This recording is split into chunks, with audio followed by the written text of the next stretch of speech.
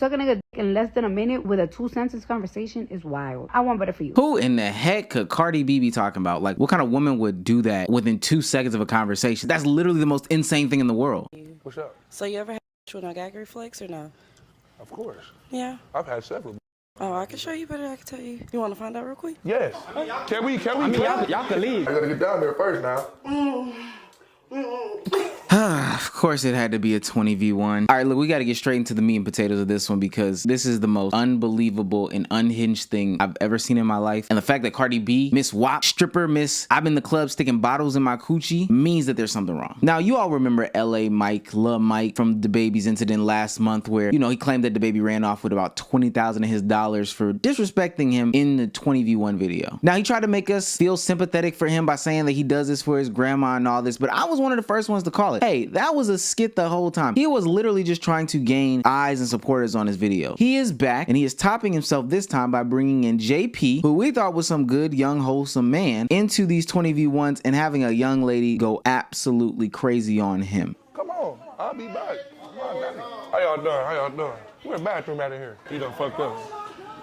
What's amazing to me is that, you know, YouTube has very strict guidelines and policies behind this type of freaky stuff for sexual content at all. I've been flagged, yellow marked, demonetized on certain videos for having the word poop in the front of the video. However, somebody like Lil Mike seemingly gets these things off, which I would hope with all my heart and soul that YouTube doesn't allow stuff like this to happen on the platform. But then that begs the question, are you doing these types of things not even for monetary gain, but just clout and fame and social media presence? In Mike's videos, he takes these advertisements where people get basically scammed out of their cash by scanning some QR code and they get some free money, and then he also has a Patreon, which are fine ways to make money, but how sustainable is that in the long term when people find out that A, you're not generating any real content, you're basically YouTube bang bros, and B, they're getting scammed out of these things, and now you don't have YouTube's monetization platform to, you know, rely on the income. These videos gotta be some sort of expensive when he's renting out these studios and he's having all these people come into his environment and participate in them. So I don't know how he keeps this image up with what he's got going on, but there's no way that he can continue going on this way. Now, this is a real-time gay son thought daughter question being put to the test, and I'm asking you guys to comment down below which one would you choose based off of this video, because this is a testament to how hypersexualized our current state of people are. It's getting so bad that not only is this normalized, not only is this celebrated with 339,000 views at the time of this recording, but Cardi B, ex-stripper, WAP, pussy princess, I rap about, I drug somebody, all this, that, and the third, had to comment on the disgusting and distastefulness of this video. I need to teach you bitches. I need to come back and be your teacher. I'm going back to 2015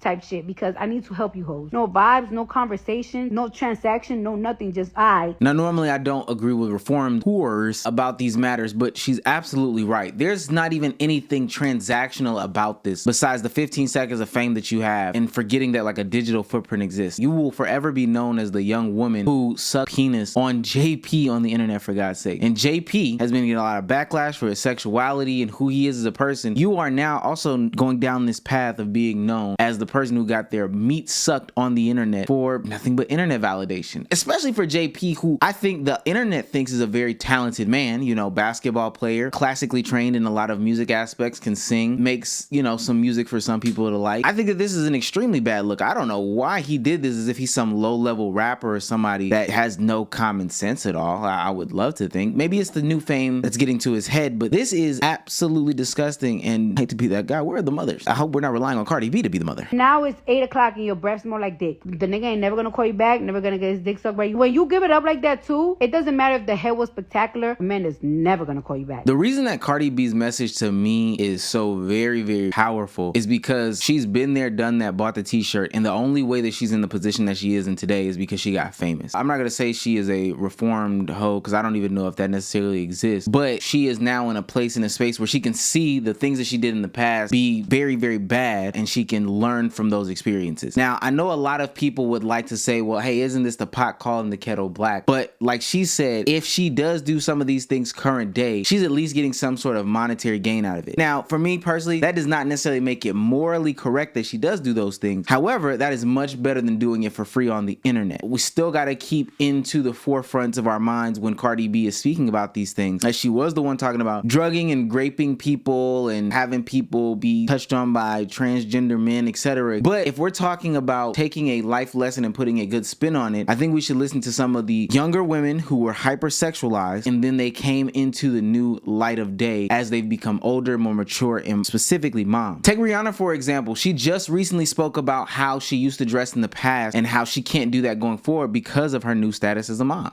It's gonna sound hypocritical, but because I did so much shit in my life. I had my nipples out, I had my panties out, but now those are the things, like, I guess as a mom and like an evolved young lady, there's just things that I just feel like I would never do, or I'm just like, oh my God, I really did that? Rihanna, I actually don't think that that sounds hypocritical at all. I actually think that that sounds like growth and maturity, realizing that your past actions have consequences. Now, the thing that I'm going to give grace and space for on Rihanna, on Cardi B, and some of the more famous women in this regard is that at the end of the day, they became famous. At the end of the day, they were doing some of these things in the pursuit of fame or while they even were famous, because Rihanna was doing this while she was a 16-year-old. And to some extent, they might have not even been able to control what they looked like or whatever the case may be. I'm sure Rockefeller was telling Rihanna, hey, take them clothes off, get naked, and shake around. But at the end of the day, they rose above that, can realize that their actions were wrong. They can reach back and try to grab some of the youth and tell them, hey, this isn't the path, and make a lot of money. So it kind of negates some of the stuff in which is being said about them today. They don't care if you call them a hoe. They got millions upon millions, even billions of dollars. It doesn't have the same sting on them. However, that should serve as a warning message to the young ladies out there. When Rihanna, Sierra, Beyonce, Cardi B, Nicki Minaj kind of sort of are clothing themselves up and not living that hyper promiscuous lifestyle image that they put out there as a child, it should let you know that, hey, this was very damaging for them. And when they reach back and say something to you, don't look at them as some sort of bitter betties. Don't criticize or chastise them. Don't look at it that way. Think of that as the past telling the future, hey, this is what is in your reality. Most of y'all won't be famous. Most of y'all will become desk workers or whatever the case may be, and most regular men are not gonna want to deal with you, period, point blank. Where are your friends? They sucking dick with I them. want to know where y'all bitches friends is at. Y'all need to get slut shamed. I'm slut shaming you. That's the reality for the outcomes of these situations. We're seeing in real time how they're talking about women as opposed to the man in the situation. Although I do think both parties are crazy. Y'all have digital footprints, especially JP, who's looking to have some real success in his career. At the end of the day, you women are going to be the ones that are victims or subjugated to the backlash of the situation. A former slut calling for slut shaming to be back should be a real wake-up call for the modern day woman. And I even hate using that word, but that's the reality of the situation. And I'm not gonna sit here and say, hey, we need to just start blaming everyone. Let's actually have some shame or some self-dignity or self-worth about ourselves and not do those things in the first place. Because at the end of the day, the reality for women is that you're gonna get these labels, you're gonna get chastised and criticized, and the man is gonna skate free every single time without any consequences. But hey, maybe I'm tripping. Maybe I had my dick sucked like that. So y'all let me know.